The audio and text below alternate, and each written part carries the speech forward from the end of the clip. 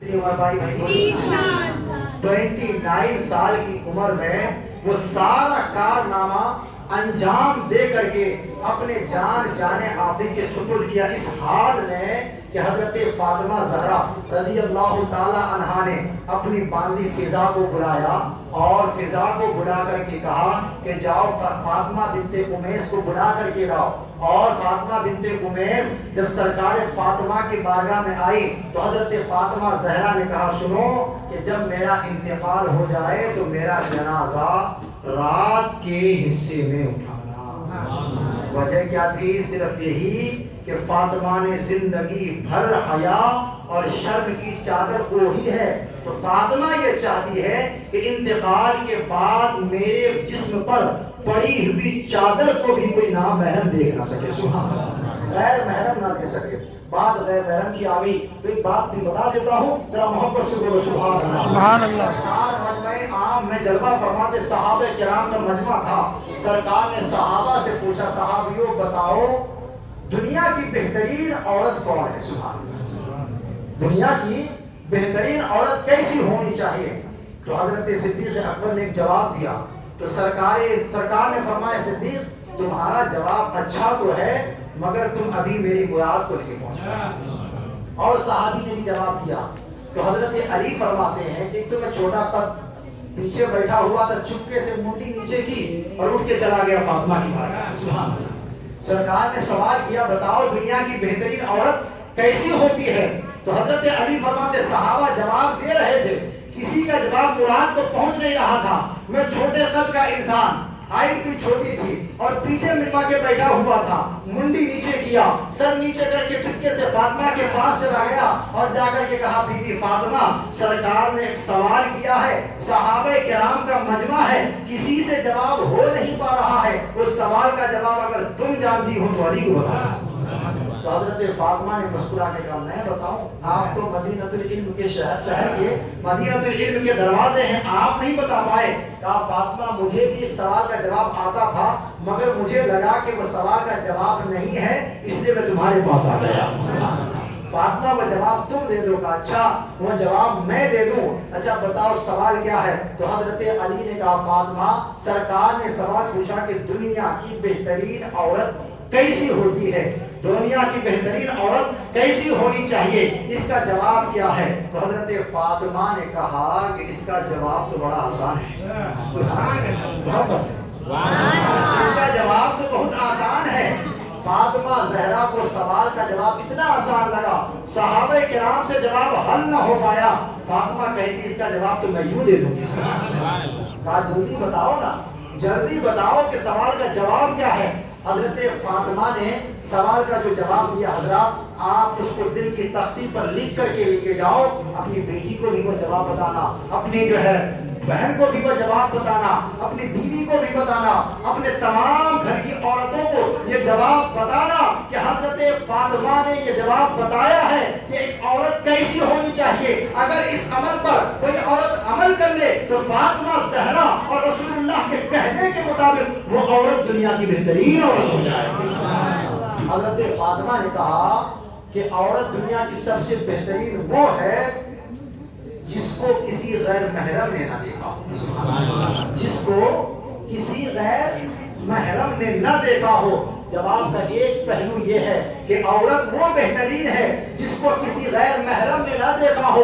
दूसरा पहलू क्या है? हजरत फातिमा फरमाती है, दुनिया की बेहतरीन औरत वो है जिसने खुद भी किसी नाम महरम को ना देखा हो। सुभान अल्लाह। आजकल का हाल देखो, पूछो, अरे हम तो बुर्का पहने हुए थे, लिबास हमारा अच्छा था मगर आंखें तो खुली थी।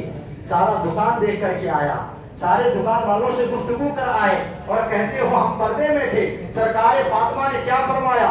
ना महरम ने औरत को देखा हो, ना औरत ने गैर महरम को देखा हो, वो औरत बेहतरीन औरत दुनिया की होती है। हजरत अली को जवाब मिला, दौड़े हुए नबी की बारगाह में गए, सरकार की महफिल अब भी जारी थी, सरकार सवाल कर ही रहे थे, बताओ कौन दुनिया की बेहतरीन औरत होती है, कैसी औरत दुनिया की बेहतरीन होती है? सब सवाल का जवाब दे रहे थे, जवाब हो नहीं रहा था। हजरत अली फरमाते, मैंने पीछे से हाथ बुलंद कर दिया, हजरत मुझे जवाब आ गया है, کہتے بتاؤ تم کیا جواب دینا چاہتے ہو؟ حضرت علی نے کہا کہ اس سوال کا جواب یہ ہے کہ عورت بہترین دنیا کی وہ ہوتی ہے جس نے کسی غیر محرم کو نہ دیکھا ہو اور کسی غیر محرم نے اس عورت کو نہ دیکھا ہو۔ حضرت علی نے جواب دیا تو سرکار نے مسکرا کر میں ارشاد فرمایا کہ فاطمہ اگر میں قرآن ہوں تو اس قرآن کی تفسیر فاطمہ زہرا کی۔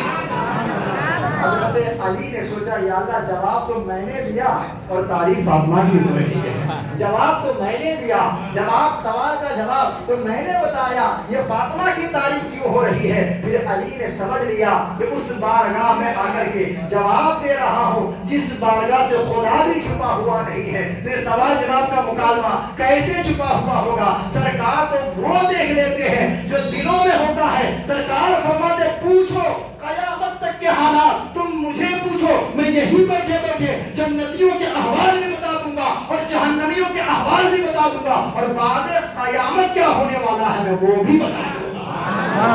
اور کوئی غیب کیا تم سے نہا ہو بھلا جب نہ خدا ہی چھپا تم پہ کروڑ درود۔ حضرت فاطمہ زہرا نے زندگی بھر شرم و حیا کی چادر اپنے سر سے نہ اتاری۔ بعد حیات کے جب موت کا وقت قریب آیا تو اس وصیت کرتی ہے حضرت فاطمہ بنت امیس سے کہ رات کے تنہائی میں میرا جنازہ لے کر کے چلنا اور جنازے میں حضرت علی کے سوا کسی سے میرے جہیز میرے کفن دفن میں غسل میں جو ہے حضرت علی کے سوا کسی اور کی خدمت نہ لینا، کسی سے مدد نہ لینا۔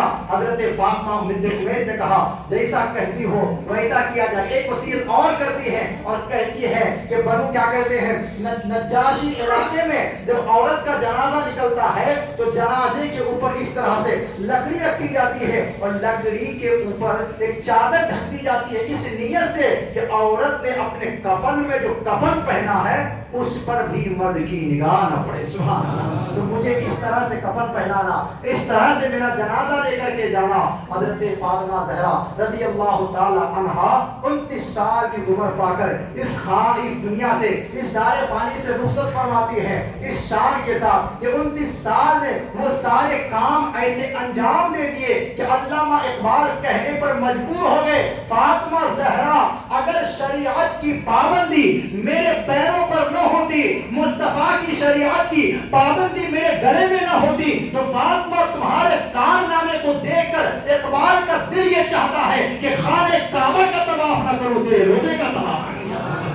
حضرت اقبال نے کہا، علامہ اقبال نے کہا کہ فاطمہ تمہارے کارنامے تو ایسے ہیں کہ خانہ کعبہ کا طواف نہ کروں، تمہارے روزے کا طواف کروں، مگر کیا کروں کہ اللہ کے رسول کی شریعت کی پابندی ہے کہ اللہ کے سوا کسی کو عبادت نہ کیا جائے، کسی کو سجدہ نہ کیا جائے۔ اس لیے فاطمہ تمہاری عظمت کو سلام ہے، تمہاری رفعت کو سلام ہے، تمہاری ذات کو سلام ہے، تمہارے پردہ داری کو سلام ہے، تمہارے شرم و حیا والی چادر کو سلام ہے۔ ہماری بہو بیٹیوں کو، ہماری ماں اور بہنوں کو اللہ تبارک و تعالی فاطمہ کے شرم و حیا کا صدقہ عطا فرمائے، ان کے نقش قدم پر چلنے کی توفیق عطا فرمائے۔ وہ جس نے معزز کیا گھرانے کو، وہ جس نے معزز کیا گھرانے کو، حسین پال کے جس نے دیا زمانے کو۔ علی کے گھر کی ہے عزت علی سے سنتے ہیں، نبی کے گھر کی ہے زینت نبی سے سنتے ہیں۔ اعلیٰ حضرت سرکار فرماتے ہیں